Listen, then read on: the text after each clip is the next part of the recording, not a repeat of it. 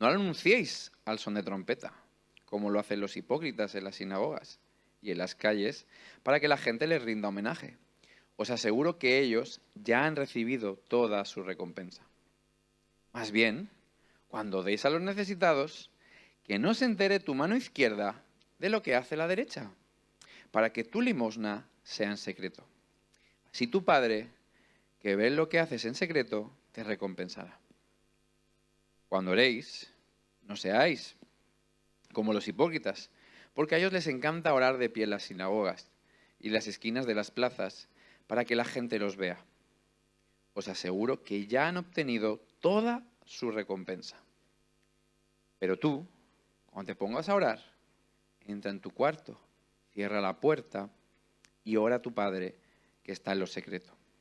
Así tu Padre, que ve lo que haces en secreto, te recompensará.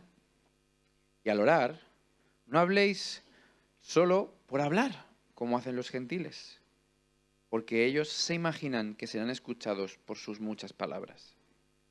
No seáis como ellos, porque vuestro Padre sabe lo que vosotros necesitáis antes de que se lo pidáis. Y ahora salto al 16. Cuando ayunéis, no pongáis cara triste, como hacen los hipócritas, que demuestran sus rostros para mostrar que están ayunando. Os aseguro que estos ya han obtenido toda su recompensa. Pero tú, cuando ayunes, perfúmate la cabeza, lávate la cara, para que no sea evidente ante los demás que estás ayunando, sino solo ante tu Padre que está en lo secreto. Y tu Padre, que ve lo que haces en secreto, te recompensará.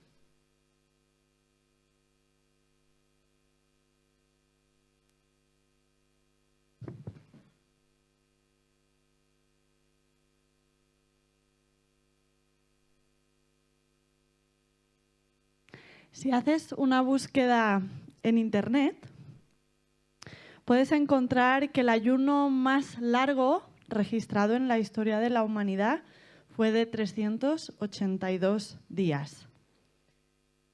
La limosna más cuantiosa registrada en la historia en forma de donación fueron 33.000 millones de dólares. Y una de las oraciones más extensas que se han registrado en la historia es hasta 12 veces más larga que el Padre Nuestro. Hoy no vengo a hablaros de cantidades, ni mucho menos es mi intención. Pero cuando leí el primer versículo de Mateo, en el capítulo 6, Jesús empieza diciendo: cuidado de no hacer vuestras obras de justicia delante de la gente para llamar la atención. Y yo me pregunté, ¿qué cosas podría estar haciendo yo para llamar la atención? Y estos ejemplos que os he traído sin duda llaman mucho la atención. Hace 2 semanas estuvimos hablando acerca de, reflexionando, ¿no?, acerca de la justicia de nuestro corazón, de cómo la justicia expresada por medio de la ley podía manifestarse en una ley editada, dependiendo de nuestro corazón, ¿no?, de aquello que creíamos que era justo o no. Y en este fragmento del Sermón del Monte, Jesús nuevamente toma un espacio para hablar de 3 cosas, de 3 actos o actividades que él consideraba cotidianas, porque si os fijáis dice cuando hagáis esto, o sea que era habitual, ¿no?, que eso formara parte de las vidas diarias de aquellas personas. Vemos estas 3 acciones, la limosna, la oración y el ayuno, algo tan común, pero también editado por la cultura que tenía ahora, en ese momento histórico, un enfoque de hacer estas cosas para llamar la atención. Por dar algunos detalles, quiero daros un ejemplo un poco más concreto, ¿no? Quizás esto lo sabes o no, pero el ayuno formaba parte de la cultura del pueblo de Dios desde sus inicios. Era un medio a través del cual expresaban su arrepentimiento delante de Dios por los pecados del pueblo. Y ese ayuno no solo era de comida, sino era también de trabajo. Y en Mateo 6 vemos que a un colectivo que practicaban el ayuno, la oración y la limosna, y lo hacían de manera frecuente. En este caso, el ayuno hasta lo hacían 2 veces por semana, y eso lo podemos ver en Lucas 18:12. Y lo hacían de manera pública. Se podría decir que de alguna manera ellos estas prácticas las habían institucionalizado, ¿no? Las habían hecho como parte de su rutina. Era como pues una liturgia, ¿no? Una manera de vivir para ellos, para los religiosos de la época. Y de hecho estas prácticas se veían como algo muy positivo. Posicionaban a la persona. La gente veía a esas personas que practicaban todas esas acciones como algo que les elevaba el estatus, ¿no? Veían en ellos pues una persona muy devota.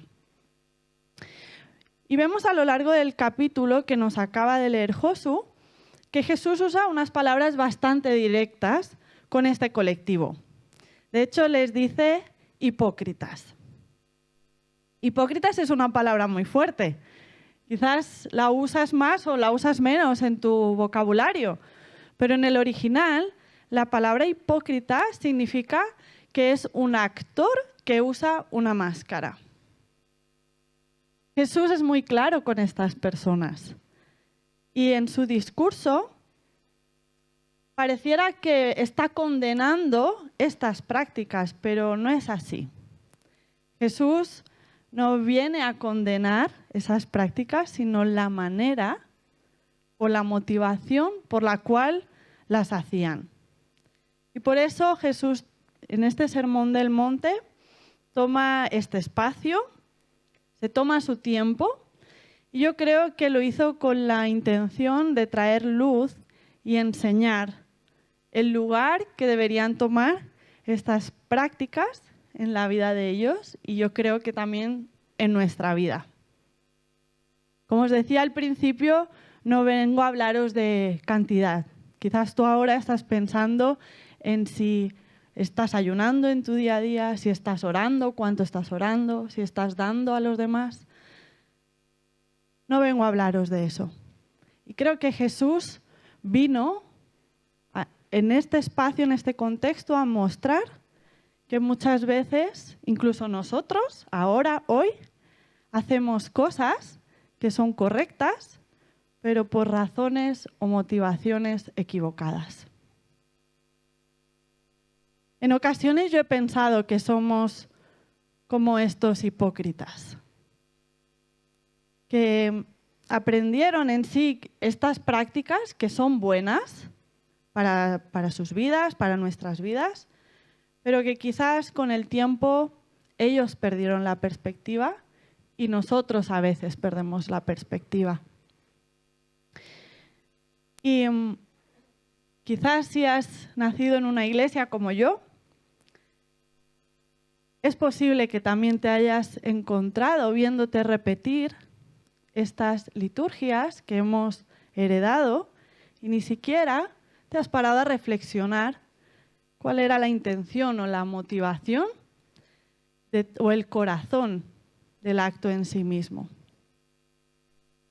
Y estudiando este texto pude ver 3 cosas que me hicieron pensar en estas motivaciones equivocadas, en estas razones equivocadas, que me gustaría ir describiendo, pero que os voy a mencionar. La primera razón o motivación equivocada sería practicar el dar a los demás o practicar la oración o el ayuno para llamar la atención. Eso es lo primero que vemos, ¿no? Que Jesús les dice. Lo segundo, practicar estas acciones para recibir una recompensa. Y el tercero sería practicar el dar a los demás la oración o el ayuno como parte de una práctica religiosa o una cultura. Si me acompañáis nuevamente al texto, podemos ver los versículos 2, 5 y 15. Y quiero volver a leer que dice: cuando deis a los necesitados, no lo anunciéis al son de trompeta. Voy a parar hasta ahí. El 5 dice: cuando oréis, no seáis como los hipócritas, porque a ellos les encanta orar, y voy a saltar un poquito, para que la gente los vea. Y el 16 dice: cuando ayunéis, no pongáis cara triste. Voy a parar ahí. Estos versículos hacen evidente que estas prácticas eran actos que se hacían notar en ese tiempo. Todo el mundo se enteraba, era algo público. Dice el texto respecto al ayuno, por ejemplo, que ponían caras tristes, se vestían descuidados, que todo su semblante decaía en señal de que se estaba ayunando, ¿no? O en el caso de la limosna, os acabo de leer, se tocaba la trompeta. Y en la oración se hacían largos discursos. Y esta externalización de estas prácticas no era más que llamar la atención. Primera razón o motivación equivocada. Llamar la atención, demostrar o manifestar un prestigio o buscar la aprobación de los demás. Todos, como os decía antes, ¿no? Todos los que veían a este colectivo creían, estaban convencidos de que esas personas estaban dedicadas al Señor. Además, ellos lo mostraban así. Ellos eran cumplidores de la ley, de sus mandatos, los mandatos que se exponían en la ley. Y además eran personas disciplinadas, lo hacían de una manera constante. Ellos se consideraban la élite de la religión y su motivación era ganarse la alabanza de los demás. Como decía antes, Jesús fue bastante tajante con esas personas y a estos los llamó hipócritas.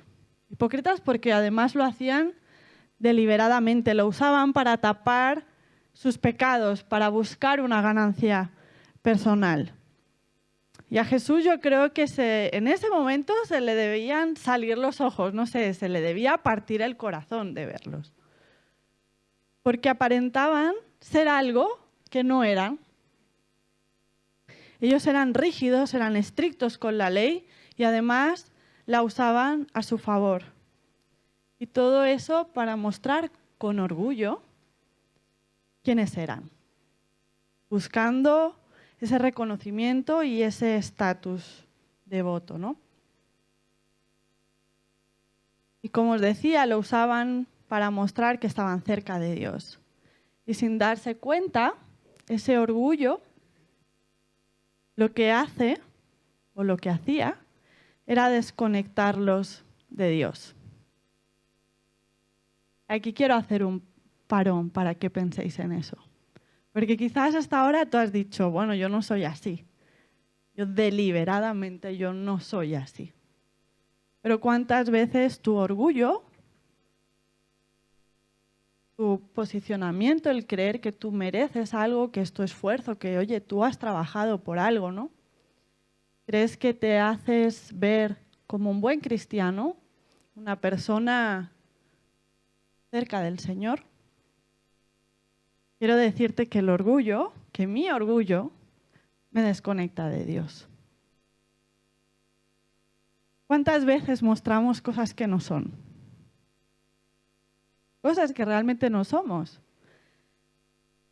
Buscamos a lo mejor llamar la atención o quizás buscamos la aprobación de otros. O practicamos alguna de estas disciplinas para que otros vean que estamos bien con Dios. pero realmente por dentro estamos vacíos.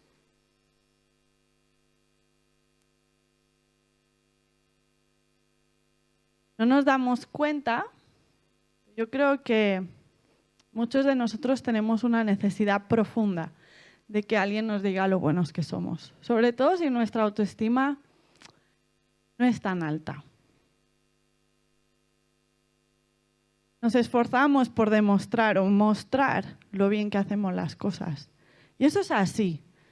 Desde que somos niños, constantemente queremos el reconocimiento, ¿no? Y es algo pues normal, ¿no? Vamos alcanzando etapas y desarrollos y que alguien nos diga, lo estás haciendo bien, sigue así. Pues eso es algo bueno, ¿no? No hay que quitarlo tampoco. Pero ¿cuántas veces dejamos que eso sea lo que nos domine, ¿no? Que esa sea la motivación por la cual hacemos las cosas.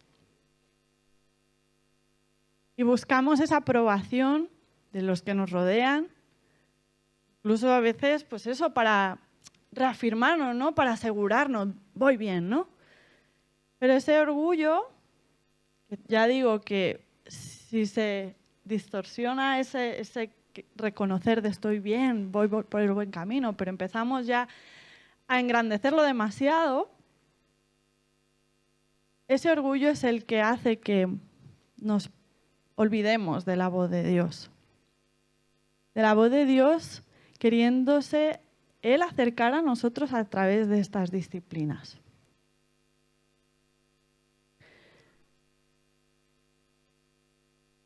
Me gustaría ahora que me acompañarais a los versículos 3, 8 y 18.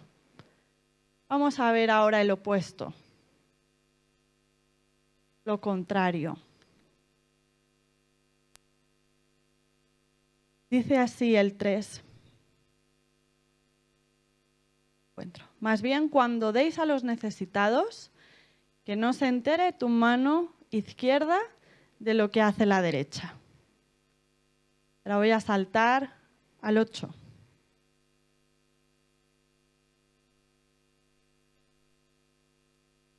No seáis como ellos, refiriéndose a la oración, a los que hacen largos discursos, y dice, vuestro Padre sabe lo que vosotros necesitáis antes que lo pidáis. Y luego salto hasta el 18 que dice, pero cuando ayunes, perfúmate la cabeza, lávate la cara, para que no sea evidente ante los demás que estás ayunando. Paro ahí. Practicar el dar a los demás, la oración o el ayuno tiene sentido cuando nos acercamos al Padre en lo secreto, en la intimidad. Aquí, en estos versículos que os he leído, hay una frase que me encanta, que dice, que no sea evidente. El propósito de la oración, del ayuno, debería ser glorificar el nombre de Dios, alinear nuestra voluntad con la suya, pedir su guía, pero en lo secreto. Porque lo que os decía antes, el orgullo, el hacer público todo, nos desconecta realmente de Dios. Y esta mañana quiero haceros una primera invitación, y es a recuperar la intimidad con el Señor.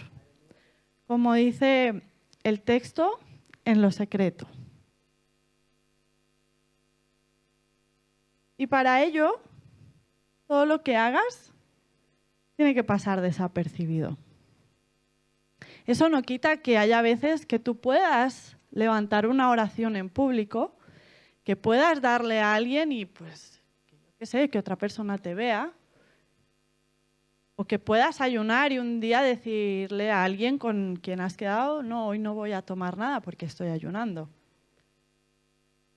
Pero que la motivación sea, o la razón sea, buscar al Padre en lo secreto. Y para que veáis qué tan necesitados estamos de intimidad, Quiero poneros un ejemplo. Cuando hablamos de intimidad, lo primero que pensamos son en las parejas, ¿verdad? Es como un claro ejemplo de dónde podemos experimentar intimidad entre dos personas. Y quiero poneros este ejemplo para que veáis algo muy ilustrativo. Se hizo un estudio en el año 2022 en la Universidad de Canadá, en el que se entrevistaron varias parejas y se les hizo un seguimiento, ¿no?, durante unas semanas. Y este estudio reveló, fijaos, que las personas ansiosas e inseguras de los sentimientos de su pareja exponían más su relación en redes sociales. Claro, si ahora nosotros pensamos esto a lo que yo os estoy hablando, la inseguridad, saber que algo no está bien, sentir que estás lejos de Dios, te hace sentirte vulnerable. Y no sé por qué tendemos a tapar todo eso. Culturalmente, en nuestra sociedad tapamos eso. Y es curioso que lo tapamos porque no queremos que otros lo vean, pero lo que hacemos es publicar algo que no somos. Y creo que en eso tenemos mucho que aprender. Sé que quizás no te sientes identificado con ese colectivo, ¿no?, que yo os decía. Ellos estaban seguros de su relación con Dios. Yo creo que ellos estaban convencidos. Los fariseos de aquella época estaban convencidos y confiados que así era la manera en cómo debían hacerse las cosas, ¿no? Pero quizás hoy tú pues no lo tienes tan claro. Y tú no luchas con ese orgullo tan deliberado, pero sí quizás luchas con la inseguridad. La inseguridad de no saber si estás bien o no estás bien con Dios. La inseguridad de pensar, ¿será que Dios me escuchará? ¿Será que Dios me responderá? Creo que es algo muy común que nos puede pasar a cualquiera de nosotros. Y por eso yo quería haceros esa invitación a recuperar la intimidad con el Señor. Porque cuando eso pase, en lo secreto, no tendrás necesidad de publicar algo que no eres. Y esa intimidad, por ejemplo, para que me entendáis, ¿no?, porque quizás no entendemos a qué me quiero referir con recuperar esa intimidad. Quiero que podáis mirar en vuestras Biblias, no lo voy a leer, pero la oración del Padre Nuestro es un ejemplo claro que expresa intimidad con el Señor. Quizás luego en casa tienes tiempo de leerlo, pero cuando yo lo leo, puedo ver en esas palabras cercanía, Padre Nuestro, familiaridad. Puedo ver vulnerabilidad, sinceridad. Padre, perdónanos. Puedo ver reconocimiento de que yo no puedo hacerlo por mí mismo y que necesito de Dios en mi vida. Venga a tu reino. Esas cosas son las que tenemos que recuperar. Recuperemos esa intimidad con Dios y expresemos ese amor aun cuando es inseguro, aun cuando tenemos dudas. Y expresemos ese amor por Dios en lo secreto. No alimentemos la inseguridad que nos lleva a mostrar algo que no somos.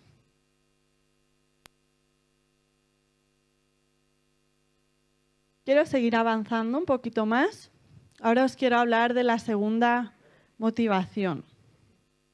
En el texto vemos un patrón a lo largo de Mateo 6, que solo voy a leer uno de los fragmentos en el que podemos ver ejemplificados la segunda motivación, que tiene que ver con la recompensa. Dice la segunda parte de los versículos 16 y 18. Dice, os aseguro que estos ya han obtenido toda su recompensa. Padre, esto es la segunda parte del 18, dice: tu Padre, que ve lo que se hace en secreto, te recompensará. Está claro que estos dos versículos hablan de dos recompensas diferentes.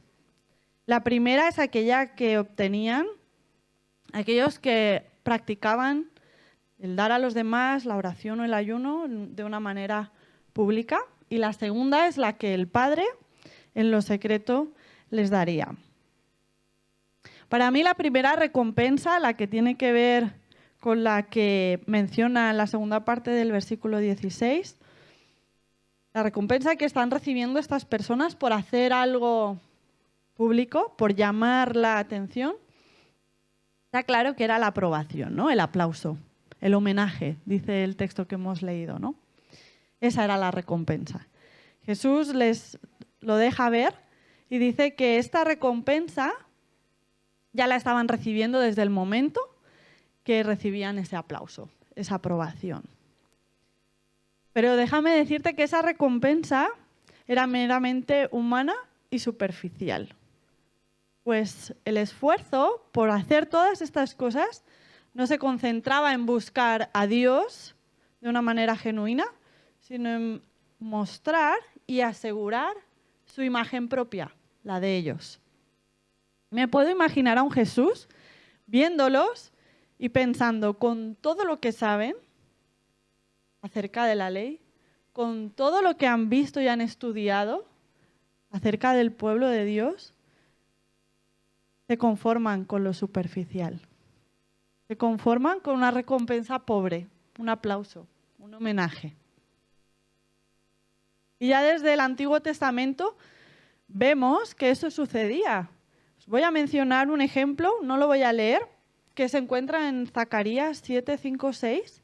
En ese fragmento de la historia vemos a un Dios que clama por justicia y misericordia frente a un pueblo hipócrita, que ayuna, pero que ha perdido el sentido del por qué ayuna. Y yo me pregunto, ¿cuál era esa motivación? ¿Cuál era la motivación, el por qué lo hacían, ¿no? Y quizás pues les era más fácil lamentarse unos días, ¿no? Y luego pues quedarse tranquilos de que ya habían cumplido, ¿no? Esa era la recompensa, la tranquilidad, ¿no? Ya he cumplido, todo el mundo ha visto que yo he hecho ese ayuno, que estoy en paz con Dios, ¿no? Y otro ejemplo, en este caso referente a la ofrenda, podemos ver también en el Nuevo Testamento a Ananías y Zafira en Hechos 5, del 1 al 11, que tampoco voy a leer, pero que ellos usaron su ofrenda para que la gente pensara que eran más espirituales de lo que realmente eran. Y yo me pregunto, ¿qué recompensa esperaban? ¿Una autoconvicción de haber hecho lo que era correcto? ¿He cumplido la ley y ahora puedo seguir con mi vida? No lo sabemos. Pero reconectando con lo que os hablaba al principio, la motivación por la cual nosotros hoy deberíamos practicar estas obras de justicia en lo cotidiano deberían ser tener intimidad con el Señor. Y yo quiero animaros a que no os conforméis con esta recompensa superficial. Quizás es a lo que estamos acostumbrados, ¿no? Porque al final eso, pues, como que nos da la energía del momento, ¿no? De decir, es que lo estoy haciendo bien. Pero nos estamos quedando con lo fácil. Nos estamos perdiendo mucho. Por lo contrario, la recompensa que viene de parte del Padre es una recompensa espiritual. Es una recompensa espiritual, no es superficial. Tener una relación profunda, cercana y directa con el Señor, alinear nuestra voluntad a su voluntad, como puede ser la oración, dedicarnos a Él para escucharle y adorarle sin distracciones a través del ayuno, darle gloria a Él a través de la ayuda a los demás, esa es la recompensa espiritual. No solo para ti, sino para los que están a tu alrededor. En otra ocasión ya compartí esta idea que hace referencia a esta recompensa espiritual, ¿no? Y es que a Dios lo que le importa es lo eterno. Esta es la idea que os compartí una vez. A Dios lo que le importa es lo eterno. Y quizás tú estás enfocado en el ahora, en no sentirte pues, que la gente no te escucha, o sentirte que si no hago esto me van a empezar a preguntar y yo no quiero que me pregunten, yo no quiero que se me vea. Pero a Dios le importa lo eterno, aquello que trasciende a nuestro hoy. Yo creo que es importante que nos paremos a pensar un momento, ¿no? Y hagamos ese ejercicio de reflexión. ¿Qué quiere decirme hoy Dios a través de este texto?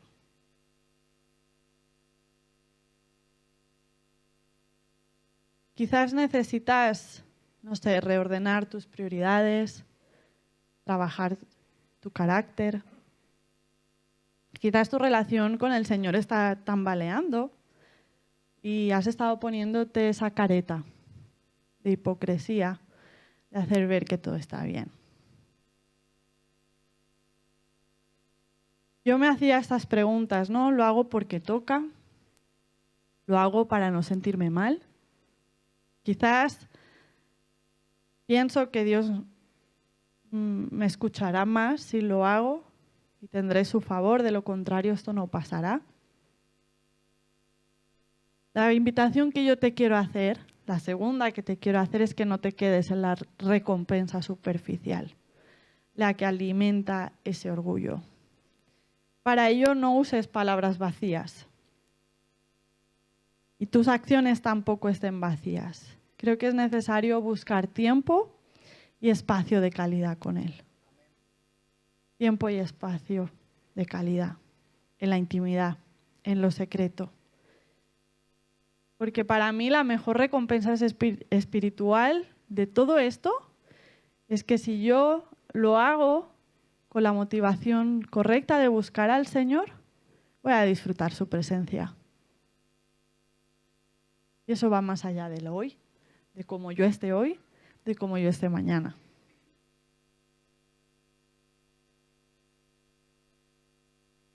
Lo último que os quería compartir acerca de las motivaciones, y es algo que me ha llamado mucho la atención al estudiar este texto, que parecía que estas acciones, como os he dicho, las tenían como muy institucionalizadas, ¿no? De cuándo y cuántas veces había que hacerlo. Al inicio incluso se estaba hablando de que el ayuno se había llegado a hacer hasta 2 veces por semana, ¿no? Lo que a mí me habla, pues eso, de una liturgia, ¿no? De una práctica religiosa. Y tengo que decir que es verdad que la disciplina se consigue con regularidad y constancia. Y eso me vais a decir que sí ahora cuando os ponga este ejemplo. Si yo quiero tener mejor estado físico, ¿qué debo hacer? Ir al gimnasio, hacer ejercicio, comer bien. Y eso no vale con hacerlo los lunes y ya está, ¿no? O sea, al final la disciplina creo que nos tiene que ayudar a ser constantes. Lo mismo con el Señor. La intimidad con el Señor no es solo de, pues, hoy la voy a recuperar que es domingo y mañana ya no. Es algo, por eso yo os decía al principio, no vengo a hablaros de cuánto, tampoco vengo a hablaros de cuándo. Es algo personal, tuyo con el Señor. Yo creo que tendría que ser todo lo que lo necesites, todas las veces que lo necesites. Porque al final creo que malinterpretamos en muchas ocasiones el que si no lo hago, Dios no me va a escuchar. Si no hago esto tantas veces, tal. O lo contrario, tengo que ayunar más porque así el Señor me escuchará. Y nuevamente os quiero decir eso. Dios no es así. Dios no busca cantidad, busca la calidad. Busca la calidad.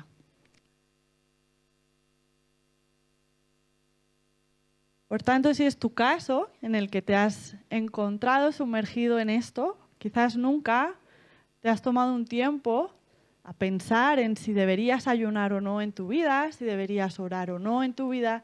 Esto dentro de nuestra cultura eclesial, pues no sé, lo vas adquiriendo. Yo os compartía al principio, había cosas, pues bueno, pues como cuando eres un niño, y yo soy intencional con mi hijo también, pues oramos todas las noches, ¿no? Pero quizás necesitas pensar en si lo que estás haciendo es una liturgia, es algo cultural heredado, o tú tienes una motivación correcta, has entendido qué hay detrás. ¿Quién es ese Dios que hay detrás de todos esos actos? Quiero concluir rescatando los ejemplos que os ponía al principio, los de Google. Algo que a mí me llamó la atención con estos ejemplos es que damos más valor a aquello que nos llama más la atención. Damos más valor a aquello que nos llama más la atención. Y eso ya sucedía en ese tiempo y nos pasa también ahora. Los fariseos de aquel tiempo eran los influencers de nuestra época. Es decir, tú al final lo que ves es lo que sigues. Tú ves a alguien y dices, ¡buah! Yo quiero ser así. Y los fariseos, pues no sé, ejemplo bueno no eran en ese sentido. Y tú no deberías ser así tampoco. Yo no debería ser así. Que lo que puedan ver otros en nosotros sea sincero, sea real. Y es muy posible, como os decía, que antes, que no te sientas tan identificado con esa hipocresía deliberada con la que los fariseos actuaban. Pero yo sí creo que hoy necesitamos mirar hacia adentro y pensar si nuestras obras de justicia reflejan lo que Jesús quiso enseñar en el Sermón del Monte. Que nuestras acciones le reflejen a Él. Que cuando te vean, porque puede ser que te vean, al final somos ejemplos unos de otros, no piensen en ti, sino que lo vean a Él. No dejes que tu hipocresía te prive de la recompensa espiritual. Yo creo que para vencer eso, esa hipocresía, lo primero que tenemos que ser es sinceros con Dios, con nosotros mismos, y esto empieza con el Señor en lo secreto. Y para finalizar, pues si quería resaltar las 3 cosas que hemos hablado, ¿no? Si tienes necesidad de mostrar algo que no eres, quizás por inseguridad o por llamar la atención, te invito a que no te quedes en lo superficial y que recuperes esa intimidad sincera, esa relación con el Señor. Quizás eres de los que crees que lo que tú eres hoy es fruto de tu esfuerzo y tu recompensa es merecida. Y a lo mejor tu relación con Dios funciona así, de lo haces en base a tu esfuerzo. Te invito a que no te quedes tampoco en lo superficial, que tu hipocresía no te prive de esa recompensa espiritual, que vayas más profundo en tu relación con Dios. Y por último, si eres de los que has aprendido estas disciplinas por cultura o por liturgia y nunca te has parado a pensar cuál era tu motivación, también te invito a que no te quedes en lo superficial y que descubras quién es ese Dios de estas disciplinas. ¿Quién es ese Dios? Porque Él quiere tener una relación de intimidad contigo. Y hasta aquí lo que os quería compartir. Y me gustaría que en este tiempo dejáramos unos minutos para reflexionar. Para que tú mires hacia adentro. Creo que es necesario que tú mires hacia adentro. Yo no te puedo decir qué hay dentro de ti, pero que tú puedas ser sincero con el Señor.